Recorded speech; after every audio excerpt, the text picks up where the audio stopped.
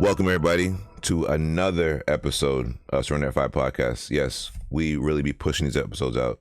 We've done so many shows in the past 2 weeks. Every show has been great, but I'm really excited for this one. We got a big-time guest today. This morning, I really want to welcome in someone special, Pokemon lover, shoutcaster, and someone I aspire to be in the sense of an entrepreneur and get myself to the next level. I'm really excited for this one. Everybody welcome the one and only RTSANN to the show. Welcome. Thanks for having me. Hey, I really appreciate you. Excited to be here. Thank you. So I'm excited too. For me, it's a little earlier in the morning, but for you, like we're 13 hours apart. 13 hours. So you are in our special bubble class of people who we really adore because you're doing the show so much later. You're with Kelosaurus and Miss Cutie, right? Because the hour difference is so huge. Like, we really appreciate you guys coming on and doing the show. So I want to ask, how you doing today? How's it going? How's your day been? It was pretty good. It was a pretty long day. You know, it's kind of like Monday things where like work is really busy. Everyone's getting ready for the week. That kind of thing. So it's been a pretty long day, but yeah, nice to be here, just chilling at night at least before sleep time. Yeah, good way to wind down and relax. I feel that. So a lot of people who are in Unite know who you are, know the things you've done. So I kind of want to start from a different angle and then build into that. So let's step aside from Unite right now. I want to ask. Besides Pokemon Unite, if there are any, what other games are you currently playing aside from Unite? Currently I'm playing Valorant with some friends. Okay. It's my first FPS, so I don't usually play FPS at all, so it's quite new to me. Other than that, I'm also playing a little bit of auto chess and TFT. Well, mostly auto chess because the TFT servers aren't up for Apex yet, but yeah, so a lot of variety of games. I think recently my friends have been asking me to play some Left 4 Dead 2 also, so like some old games here and there. But yeah, just trying out a whole bunch of genres of games now. But mobiles are usually the games that I play. That's awesome. When you mentioned auto chess, I just had like the biggest suppressed memory come up. So me and my daughter, what is this, 3 years ago? We used to like play auto chess on a tablet. I was looking around as if the tablet was within reach, and I was really getting obsessed with it. And at the same time, I was playing Hearthstone. But then Hearthstone released a different mode called Battlegrounds, I think it's called Battlegrounds. And I started to play that, and it totally took me away from auto chess. And I literally forgot about that game. Not that it's not good, but I just remember like how much fun I was having with it. So like, thank you. And this is why I built the show notes this way, because I want to hear what other games Unite streamers and content creators are playing, so I can dabble in some other stuff. But that's such a good memory. Thank you. Auto chess, love that stuff. It's so cool. I may not have been the greatest, but it just felt cool when you get 3 of the same and you build them up, and now they're more powerful. It's cool stuff. But yeah, good list right there. I've never played Valorant. I'm not good with keyboard mouse type setups. My hands cramp up. Or I don't really play keyboard mouse games either. Oh, you got a controller? No. But I think for Valorant you can only play it with your keyboard and mouse. You're saying? Yeah, it's definitely like not something that I'm very comfortable with. It's It's just fun to play games with friends, you know. Oh, no doubt. A lot of people are playing Valorant as well. Yeah, playing with friends, I think, makes everything so much better. Not just to make fun of Pokemon Unite, because a lot of things people come on the show and we all talk about it sounds like digs at Pokemon Unite, but it's just the truth. Games with friends is so much more fun. I want to ask, speaking of Unite, before we get to the Unite, how did you get into the world of Pokemon? What was your entry? How did you start? My entry to Pokemon, probably when I was a really small kid. My dad plays a lot of game as well, so he kind of brought back a Game Boy with his Pokemon Red, Pokemon Blue, or something like that. Or was it green? I think red and green. And he's the kind of dad who would kind of play everything until he completes the decks, until every Pokemon is 100 before he would let us play it. So me and my brother would just watch him play for a lot of like time that we had as a kid. until we could finally play on our own. And then I think I started with yellow, which was apparently a lot harder Okay. because of the Pikachu. And like basically my Oh, dad didn't try it. He thought it was the same thing, but it was so hard. yeah. So that was kind of my entry to Pokemon, and of course the animation as well. Just watching Ash through all the years and finally seeing him become the champion just recently Oh, yeah. was quite nice to have for sure. Yeah, Such a it's cool been a arc. very long time. I think it's really what Pokemon is one of the things that kind of got me started in games and everything. Yeah, it goes Oh, that's all the way cool. back for sure. Man, this is so funny. I'm trying not to laugh too much for the recording, but let me get this right. You said that your dad was a heavy influence and he was a completionist and he was at the level where he wouldn't let Yeah, anyone yeah. touch the Game Boy until he finished it himself. Yo. Yeah, I think it was to make sure that me and my brother we don't spend too much time playing games. But he was Oh, also the okay, one okay. who was a lot at the same time. So So it works not both sure if that ways. works Yeah, it out, works both ways. but Don't let the kids play too yeah. much, which means I can play more. Okay, yeah. I respect your dad. That's so cool.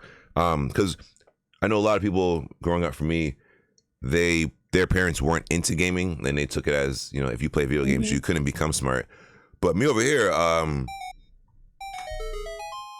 I'm just like, I don't know if y'all know, but you kind of need to like read video games when you play them and understand what's going on. So maybe it's the kind of games I was playing, and I just felt different about it. But Pokemon, there's no way I was never not gonna play it. I love Pokemon. So real quick, what country or region do you reside in? Because you mentioned Pokemon Green, so I'm curious. I think green was like the bootleg version because I stay in APAC, I stay in Singapore, but Okay. I studied in China for a while. My dad was sent there to work, so yeah, that was why we have a lot Okay. of bootleg games coming out. Gotcha, gotcha. But at the same time, I was mostly in Singapore as well, so it's APAC.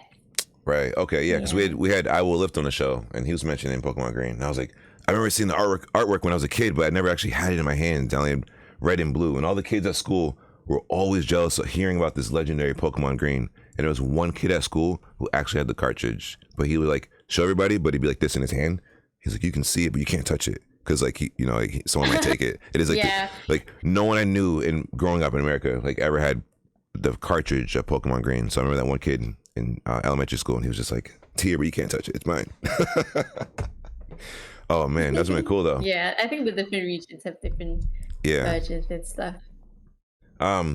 So that's a very cool intro to Pokemon. How did you get into shoutcasting? I know a little bit about you, but the world may not know. So we're gonna get into that. How did you get into shoutcasting? Um, well, it was to be fair, I think Pokemon Unite was the first game that I've shoutcasted for. So Okay. it really started with like the community in Singapore.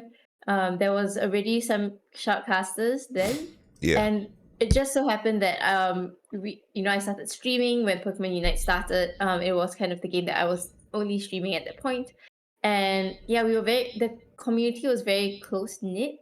Yeah. And it just happened that I used to play Lucario a lot, and we were doing these 1v1 practices together, Mm. preparing for community tournaments that were happening in Singapore. And um, yeah, it was pretty fun. And then we started to do a bit of fun casting over that 1v1, 2v2 kind of situations that we were doing on stream. And Yeah. then it just so happened that there was a shoutcasting event happening. It was an 8-week course Mm. that was happening with one of the youth organizations. So that kind of piqued my interest, and then that was kind of how we started in it. They went through like the basics of shoutcasting, and then we also had a little bit of experience. That was kind of like the start of it. It was all kind of just for fun, just for the community. And yeah, that's kind of how I started. And then now we just I guess it's pretty interesting to see how far things have gone from just doing things on stream for fun Yeah. to shoutcasting for community events, and now also for like the Unite Battle Hub for different regions as well. It's really not something that I expected when I first started out in streaming and shoutcasting as well. That's so cool. I've never thought about shoutcasting. I of course I know about it. I enjoy streaming, podcasting. I think like if a brain is a puzzle piece, I think my brain is missing a few. So I know there are points like I've done community casting and color commentation, whatever, but watching you and people on that level, I'm just like, I really would have to do like nothing else and just like hard focus on that. To me, that is one of the most talented and creative positions a person can do, and I really respect it. I think you really have to have like a different type of intellect to be able to tap into that. So like, applause to you and everyone who does it. Seriously, you do a great job. Seriously. Thanks. And I think it's also because like nobody really sees how much effort people put into it. Like the amount of hours you kind of look at people's gameplay or just getting to know the moves, and it's really good that now at least you have like Unite DB, Unite API to kind of find out a little bit more about players as well as the Pokemon and the characters, what their moves are and all that kind of stuff, and those things really help to kind of build up that kind of knowledge. And it's not I don't think it's something that comes naturally per se, but definitely something that I think personally is very fun to do, and also to kind of just see the community come together at a kind of worldwide kind of scale is just something that I enjoy a lot. When you say it's something that doesn't come naturally, you are hitting the nail on the head. I don't think it comes naturally. I think there are only a special amount of people in the world who have the talent to tap into like their inner self and like find a way to get better at it. Sure, everyone could like do it in practice, but like it's different when you could. So I stream in the kitchen. It's different when you got your headset in and you're doing dishes or making some food and you can't see the screen, and someone is shoutcasting and they're so good at it, they literally draw you away from whatever you're doing. You got to go see what's on screen. Like that's what I'm talking about. Stuff like that, because all right, guys, 2-minute mark. Rayquaza came up. Everybody's got their outs. Get ready. Let's go. Like that's easy. Like the kind of stuff you're doing, others are doing, like Dupe Snack, Spraggles, Zoinks. Like you guys are on like another level, and I really appreciate you guys. It's so cool. Like I think shoutcasting is one of the most coolest things out there in any video game community. Good stuff, honestly. Yeah, like I think talking about shoutcasting, it's not something that I thought that I would do as well. Like I mean, as I grew up playing MOBAs with friends as well, watching, I think one of the MOBAs that inspires me quite a lot is Dota 2. That's Okay. kind of where I started on MOBAs in general, and like watching the shoutcasters from Dota is just very inspirational because of how much experience they have and how much knowledge they bring to the table. And just to see it kind of translate to like a game like Pokemon Unite was really nice to see as well. Like each game has its own community, and it's very nice to see how encouraging they can be to all these people who kind of want to make a career out of it. Right. So for everybody listening on audio, we have today special guest RTSANN on the show. Really excited for this. Come watch this on YouTube, Surrender at 5 podcast, so you can get the full effects. As you guys will see here, we got Celebi on the screen. And why do we have Celebi? RTSANN, what is your favorite Pokemon? Yeah, so we talked about this before the stream started, and I kind of decided on Celebi. Okay, honestly, there's so many Pokemon right now, and there's so many Pokemon that I really like. Yeah. But Celebi was one of the Pokemon that kind of like stuck through. I think mainly from the movies. I think we were talking about this on stream yesterday as well. People were asking as well, and I said Celebi, and they were like, "Why is it not like from? Why are you remembering Celebi instead of like the first Pokemon movie, right? Because those were the movies that I kind of grew up with, and the first movie, the one with Mewtwo, was also like so amazing. But Celebi one was just kind of like really heart-wrenching and I think really meaningful, and I loved it so much. Yeah, and that's, you know what, that's wholesome. Listen, guys out there, okay? She picked Celebi, that's what it is. I think Celebi is cool. Celebi actually, so I guess I can call them like the pixie Pokemon. Like Selby was my first like little miniature favorite until I saw her Victini. When I saw Victini, oh man, I was like, listen, guys, like Victini's got it, man. The peace sign, the V for victory, can't undefeated, can't beat it. I love it so much. Victini's cool stuff. I think Celebi's awesome. The time traveler. I think. Wait, isn't Celebi? Oh, he's got a follower in chat. We got Lupin Strike. Lupin, welcome to the stream. Right now we have RTSANN on Surrender 5 podcast. I appreciate you guys coming through and supporting us. Like I was saying, wasn't Celebi the original time traveler? Like before Dialga and Palkia and all them came in, time warp dimensions and all that stuff? Right? Yeah. See? Celebi is the OG. Love it. The OG. Yeah, man. Can't hate on the OGs. Come on. They set up the game. So, let's get into Pokemon Unite. When did you start playing Pokemon Unite? What's your favorite class? What do you like to do when you approach the game? Is it solos, trios, 5 stacks? What's your vibe with Unite? I played Unite. So I started as a solo player, like when it first started, because I didn't know there was like a community in Singapore at the very least. Okay. At the time when I started playing, I played like Absol. Oh my gosh. Absol? Must have been a disaster. Yeah, I played Absol. I played a lot of Zeraora as well. It was so OP then. Oh yeah.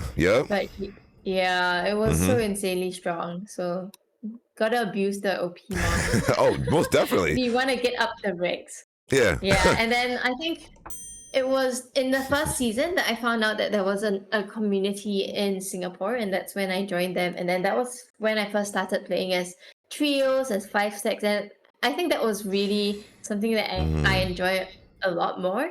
Yeah. Personally, I still play a lot more 3 stacks and 5 stacks compared to solo queue. Okay. It's just a lot more fun with friends, and then you can comms and everything like that. It's so important. And yeah, so nowadays usually I play top lane.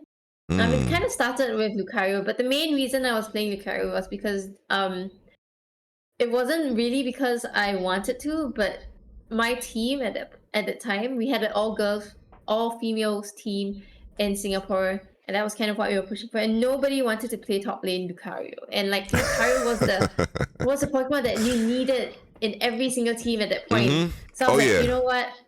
I will play Lucario. Oh, yeah. And it was so hard. It was so hard. Also because I play on the Switch and not mobile. So like it's always very easy to have that snapback and like all the miss aims and all that kind of stuff, and your extreme speed just doesn't hit. The snapback. Oh my god. The snapback, it still happens to me to this day. Oh, I'm playing Slowbro currently. And before I evolve, I got the water gun and Slowpoke. And I wind it up. I'm getting ready to hit that farm. And then boom, it goes that way. Like, hey, wait. Yeah. but the guy's over there.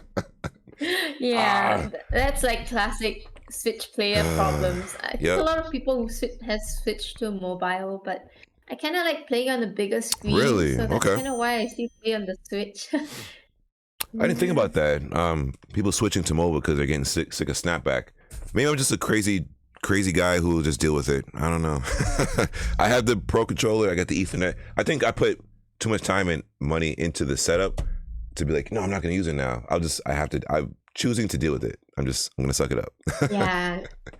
It's crazy. I didn't believe in it at first. I thought it was all excuses. I was like, no, snapback, stop it. But yeah, it happens to me all the time. Hey, Siri, take a break for now. Sorry, my iPhone's going crazy right now. It's all good.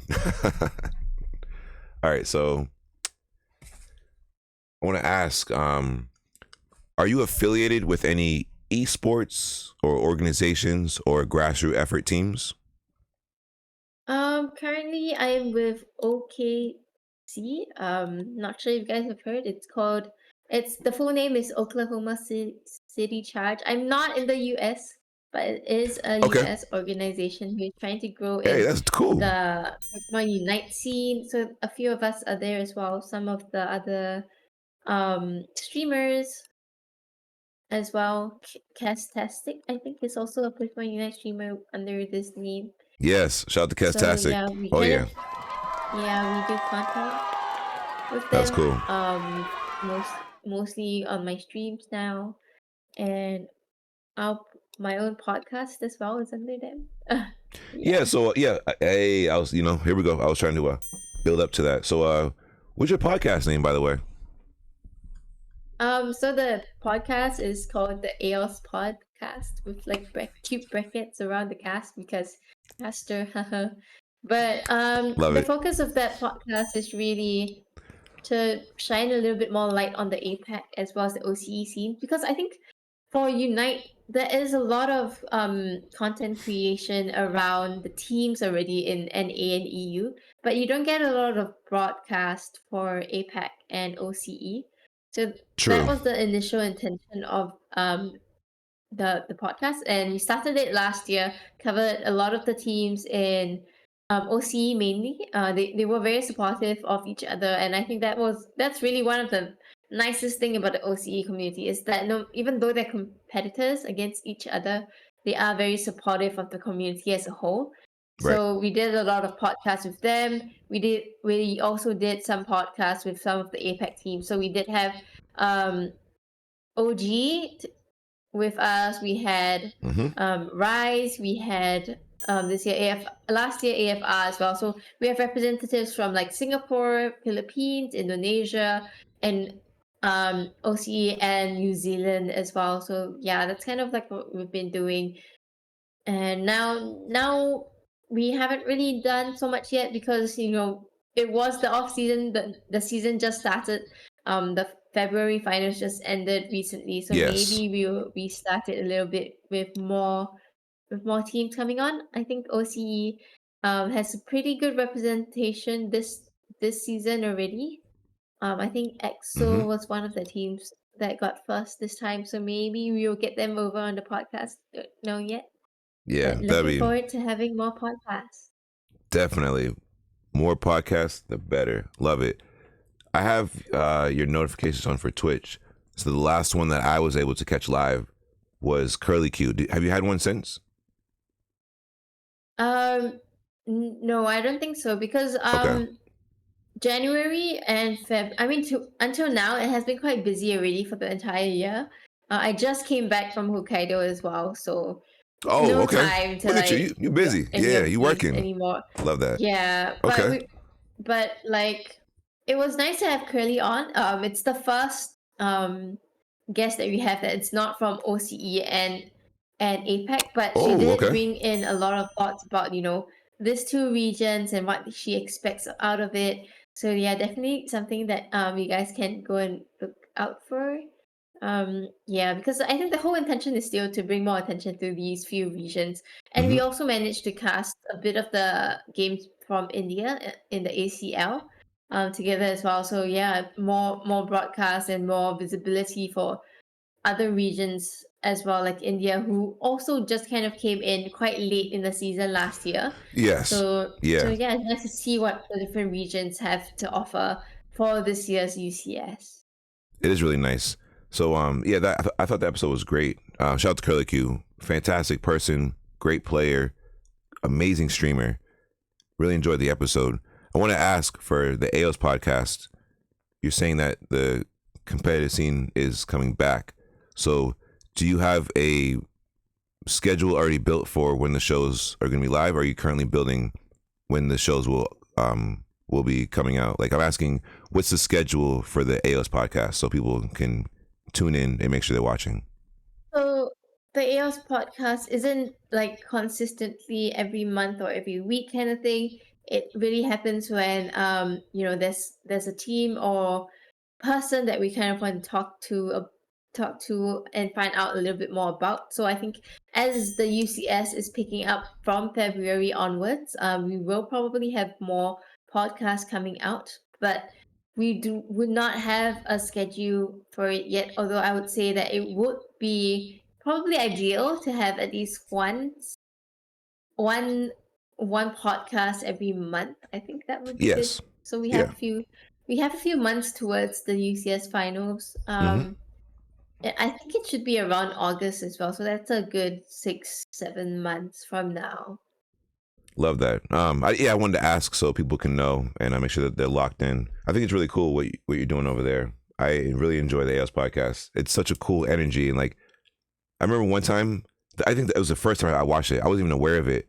I swear I was like eating food. I was doing something here and I pulled it up and you guys were on the screen just talking.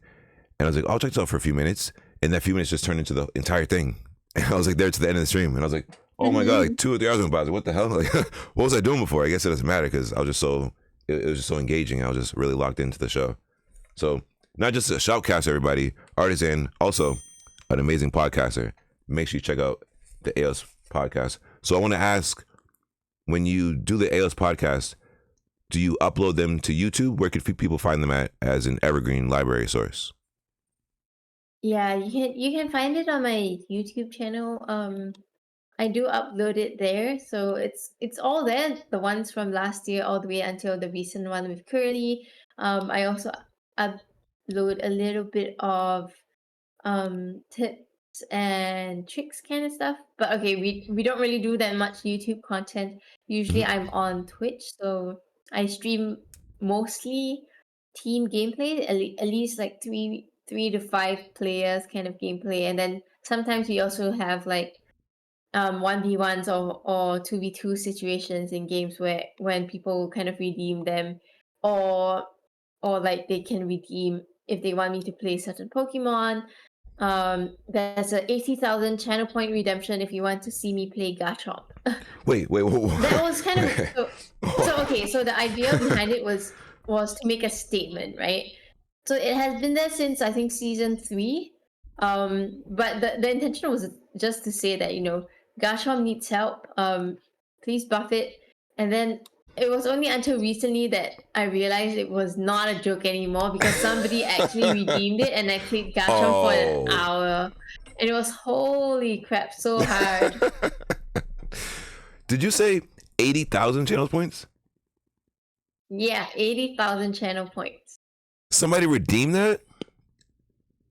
Oh my Yep. And god. I was like, what the hell? I was like, oh no, I can't believe that actually happened. And I was like, oh, I need to kind of do it, because 80,000 channel points is a lot. That's a lot. A whole lot of holy.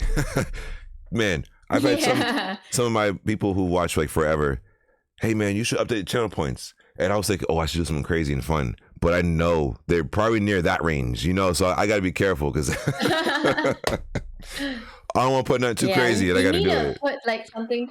You need to put something that takes up a lot of points, and then you have to give them like some small ones to take in between, so they don't reach that big one so fast. So look like at these. Something that's like 1,000, 2,000, 5,000. Yeah. And then suddenly something that's like 80,000. Maybe I should kind of increase it now, since like I've been streaming for a while, and maybe a lot of people have 80,000 channel points, and they want to see me suffer. Oh no. Yo, you know what's funny? That makes me think, yesterday's price ain't today's price. You could just keep upgrading the channel points. Inflation is real. Oh man, you're dropping some game on me. Okay. Oh man, I'm about to hook up my channel point section. That's cool. Yeah, it's always fun to kind of come up with different stuff and see what people actually like. Yeah. See you for on stream. Oh my goodness, that's some good stuff. Well, I didn't even expect that. That's cool.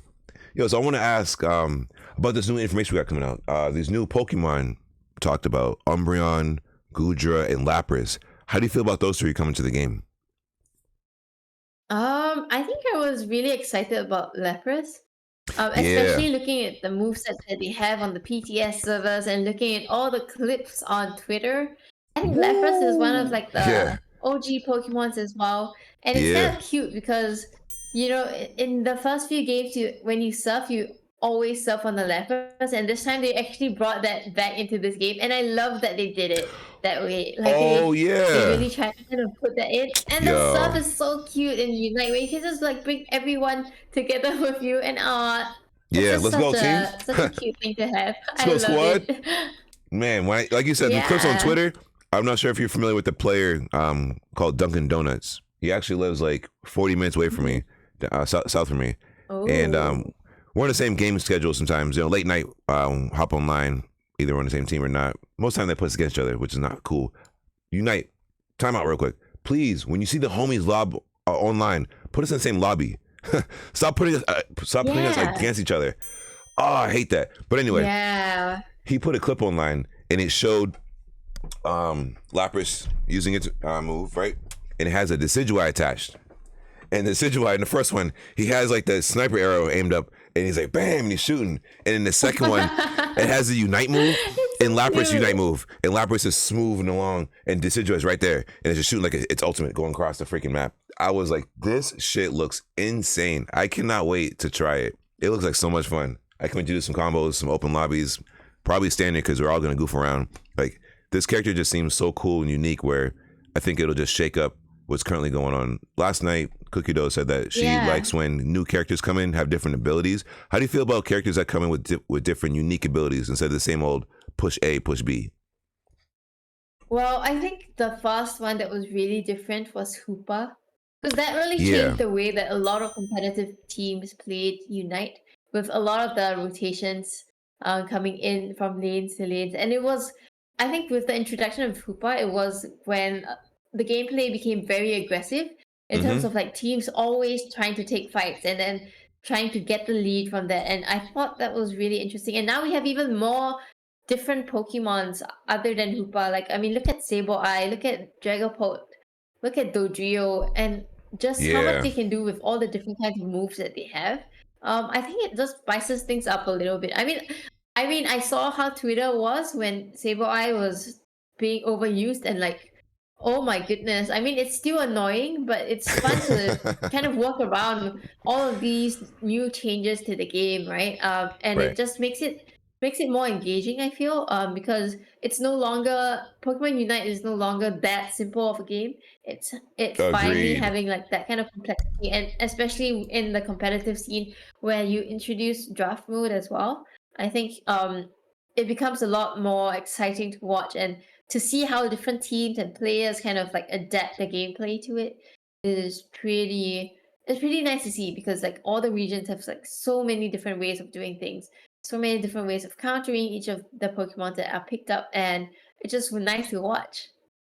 It really is. I like how you brought us back to the start of when this really did start to change. And you're right about this. When Hoopa came out, everything changed. It was so different before, but once Hoopa came out, I remember for a while. How can I put this together without blabbing too much? So everything changes. For a great while, I noticed, and everyone noticed over time, but the teams that didn't have Hoopa, pretty much both lanes were secure because said Hoopa player realized the hyperspace portal Hoopas, not the trick ones at the beginning. Yeah. So the portal ones, they'd open the lanes. And I was like, oh, no longer do we have to take the stairs. We now have an elevator. We just shoot, top floor, bottom floor. Shout out to my guy, Lucky Guy, one of the coolest Hoopas I know out there. Shout out to Sugar, Gabby, one of the coolest Hoopas I know out there. Hoopa is such a cool character. I love the transporting. I don't think they'll bring another Pokemon like that. It's crazy. You can go from here to there like that. Communication, like, hey, Hoopa, go to the right objective. We'll all be over here. And by being here, 4 blue circles, or orange circles, they'll be distracted. I guarantee at least 2 of them will come and then boom, just rip us over there. And now the whole squad's over there. RTSANN. So many times I've been like, Machamp or whoever, fighting somebody, and then like they just disappear. And I'm like, oh, I beat them. But no, look at the map. They're actually at the bottom, ripping the objective. So yeah, Hoopa wins. Yeah. That character's just crazy. so many things that teams needed to figure out how to work around it at the time. And I think now with more Pokemon that has so much disruption capabilities, it's just so much more exciting to watch as well. Like more pools of Pokemon. And now, I mean, with Lapras coming in, with Gudra coming in, with Zacian as well, rumored to be coming in, I think it's gonna be like really exciting. An exciting year for Pokemon Unite for sure. And this is only the second year that we're in Unite. So lots of things that we can expect. Yeah. Yeah. Like we're inside amazing. We're inside year 2. So it's many already different things coming in. So many things coming in, and it's so exciting. Only inside of year 2. That's a great point. So I'm really excited for whenever Pokemon Day is going to be. I'm excited for Pokemon Day and whatever events they may bring with it. Last year, it felt cool for a start, but I feel like they can really ramp it up and do more. But whatever they bring, we'll be ready for it, and I'm excited. So I have a question. Shoutcasting, podcasting. Do you ever see yourself getting into tournaments? So I actually started playing some of the community tournaments in Singapore initially, and that was kind of how I got into shotcasting as well, right? Because you need to understand like competitive gameplay, what are they trying to do, and that kind of helps you to kind of dissect and break down certain things as you're shotcasting. So that was kind of something that I started with, but also at the same time, playing competitively now, probably not. I kind of enjoy the game as something that I play with friends, and also that kind of gives me a lot more time to, instead of just playing the game, I get enough time to watch people play and get to understand the competitive scene in different regions a lot more first. And that kind of helps me shotcast better, um, which I guess is more of my priority now rather than being a competitive player. Totally respect it. I like how you pointed that out. You were in tournaments, and that's how it got you into it. But by actually Mhm. being in tournaments, it'll help you specifically understand what's going on in order to be able to shoutcast it. And Yeah. maybe that's what um my brain was trying to say earlier, and I couldn't think of it, but I was like going on about, for me, I could point certain things out and like get hype in the moment, but like the level like you're at, I really appreciate it, because to me it's like you have like the macro view, and someone like me, I'm just like tunnel vision on this one little thing. And if I was to get into shoutcasting, I would need to learn how to like pull back and have like that 10,000 foot view and see everything and understand it. But you're really great at what you do, so hey, I say keep it going.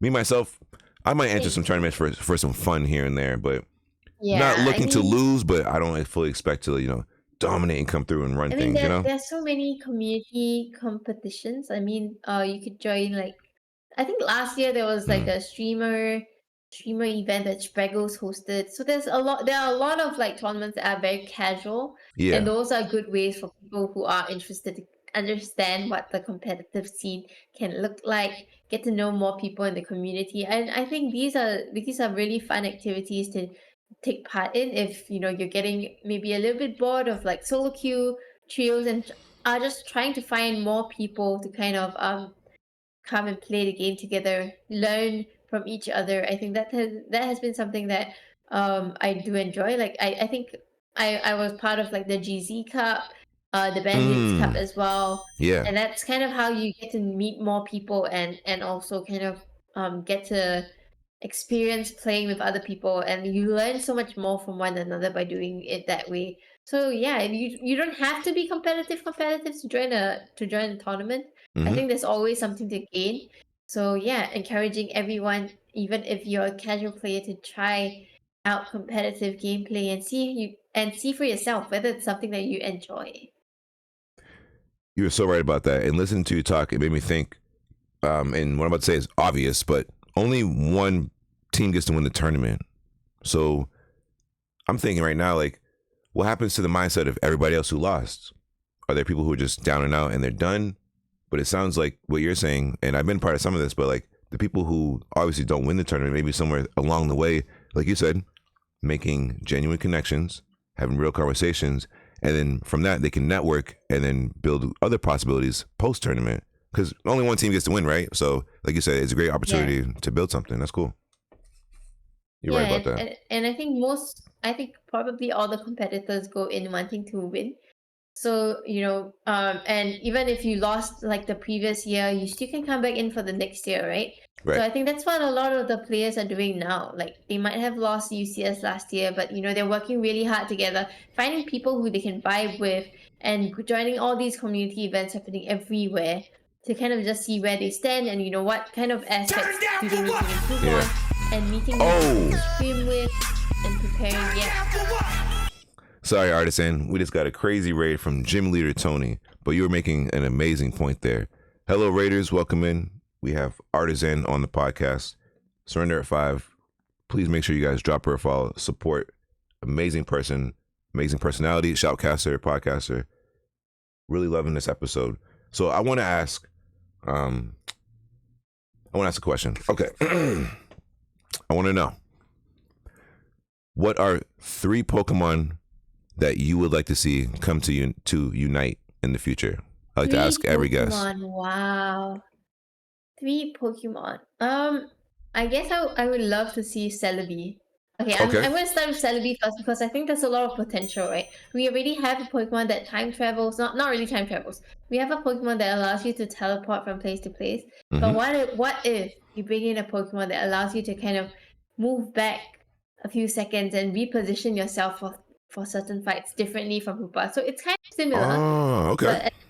but more micro as well. So Yeah. I think that would be pretty interesting to see how you can kind of play it. It would probably be very disruptive as well if it's a move that you can use on maybe the other team. But it just sounds pretty exciting to have like a Pokemon that can time travel, and how they might actually bring it in to Unite would be quite interesting for the developers to think about. Yeah. I don't really know if my idea makes a lot of sense, but maybe they can think of one better and they would bring it in. Hopefully, we get to see a Celebi in Pokemon Unite. Okay. So your first one's Celebi. Got it. What about a second pick? Yeah, two more. Okay, two more. Let's see. What other Pokemon do I want to see? I guess Lickitung might be quite interesting. I You feel know like in what? MOBAs in general, you always have this one Pokemon where you can kind of drag a Pokemon or character from far towards you, and I feel like that's something that we need in Pokemon Unite. I think that kind of changes the game a lot, and it's also very iconic. So I feel like Lickitung could be that Pokemon for Unite at the very least. For like those classic MOBA players, I think that's something that they would love to see. You It's know, something that is there in League and Dota too. So that answer, Licky definitely Tongue, something interesting. I enjoy it because me myself, I know how sarcastic and spicy my crowd and people are. So when they hear that answer, they're gonna like love it. They're gonna have a field day because there's so many memes and jokes and sarcastic things about Licky Tongue over here in this region. It's just that's I a fantastic see. answer. So Oh, that's two. What's your third one? I think what would be kind of interesting would be a Ditto. I don't even know how it's gonna work, Oh, a but Ditto. Okay. maybe it's kind of like Mew, Yeah. but instead your moves are taken from the Pokemon around you instead. That would be kind of interesting. Or maybe like a random transformation. That would be pretty funny to see. Oh yeah, it just randomly transforms for X amount of time into something else. Okay. Yeah. Like a Team Rocket Ditto. I'm not sure how it's gonna work, but Ditto sounds like it's full of possibilities. It might work like Mew where you get a lot of move sets. But I don't know, man. It just sounds pretty interesting to not just have certain moves that are fixed, I guess. It Yeah. sounds different. No, I like your thinking. Yo, your three picks here. First of all, shout out to the old school. Love it. But very different. And no way that I ever expected any of these three. I would actually think that's pretty cool because didn't Lickitung get an evolution? Yeah, it did. It did. Yeah. So you got I don't remember the name, unfortunately, but yeah, I'm an OG Pokemon fan, I as you can tell from my picks. so yeah, I found the evolution name. I think it's Lickalily. And it pretty much looks kind of like Lickitung, but it's what they do. I'll get it on screen for everybody. Yeah, Lickalily. This thing is really interesting. Lily. Let's see if it populates on the camera. Yeah, look at Yeah, that right thing. there. It's so round and cute. Imagine and pink that. too. And Team Pink. Shout out to Team Pink. We love to play the pink Pokemon lobbies. They always dominate. And I don't know if you do custom games, RTSANN, anytime, but sometimes we do. We'll spin the wheel. The wheel can choose the Pokemon. It can choose the role. But my favorite is the type wheel. And I love when the wheel ends on the fairy type and our team has to go fairy. Those fairy lobbies, undefeated. If you ever get the chance to do it, have your team go pick fairy types. It is amazing. It is so cool. Not that Lickitung is fairy, but I'm just saying the pink types. So the pink color Pokemon. But anyway, I'm getting all sidetracked. So before we wrap the show up, I want to thank everybody listening on audio. Make sure you guys come check this out on YouTube. Support RTSANN, support all of the projects we got going on, and unite. Want to ask one more question before we get out here and do our closing and stuff. Sorry, RNDAMAS isn't here to keep me balanced. I guess my brain's all broken and stuff. I miss my boy. Shout out to RNDAMAS. Just not Sableye. We gotta get him a new main character. He's too good with it. He's been terrorizing everybody out there. So I wanted to know, who are some content creators that you would love to do duo trio queues with? You said you do trios more than anything else. Who are some other content creators that you would love to do trios with? Well, I've had the honor to stream and try playing with a lot of people, but unfortunately, the pings are like so disruptive. When I play with people in NA, it's kind of red and orange ping, and it's so slow and Oh, laggy. yeah. Even if I play with the OCE teams, it becomes very laggy as well. So either we're playing, some of us would be green ping, and then the OCE players would be orange ping. But I guess if I were to play with someone, I think I haven't actually played with Draco. He's a really Oh, good Desi yeah. player. And yeah, we haven't had the chance to cast together either. So I would kind of look forward to that. Okay. And maybe Draco. let's see, who else would I want to kind of unite with? Maybe it would be pretty interesting to actually play with Teeds, I think. Oh, Because Super Teed, I mean, yeah. she does so much content. But I think she doesn't really stream as much, and because of that, we don't really have opportunity to play with her. I wonder how it would be like to kind of play with her. Yeah, that'd be sweet. So you said Draco and Teeds. Those are some pretty good picks right there. Man, that'd be a crazy lobby. I'm not. My Switch is gonna be off while you guys are online. I'm not messing with that. That'd be crazy. Yeah, Teeds, amazing player. Draco, amazing player. Also amazing. Like one of the best Decidueyes that I know I've seen. So good that when I play, I'm very sarcastic, laid back, like to have fun. At the same time, through this arc, I've only come across really bad Decidueyes. And when I say bad, I'm going to try to control my rage and my anger. I'm not really mad. It just makes me sick because they never push the B button or the A button, and they don't use basics. And it drives me up a wall, RTSANN.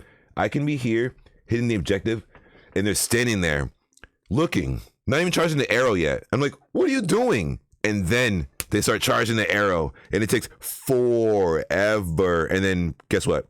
Bam! Here comes in the other team, and they just take the objective. And it's like, dude, what were you doing?